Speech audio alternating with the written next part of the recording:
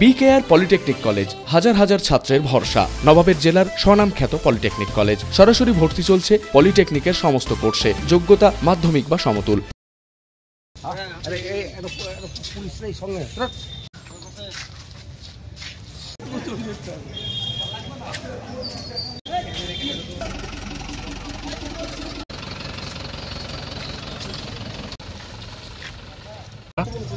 এই প্রথম নতুন প্রথম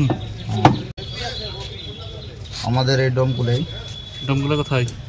গোবিন্দপুর।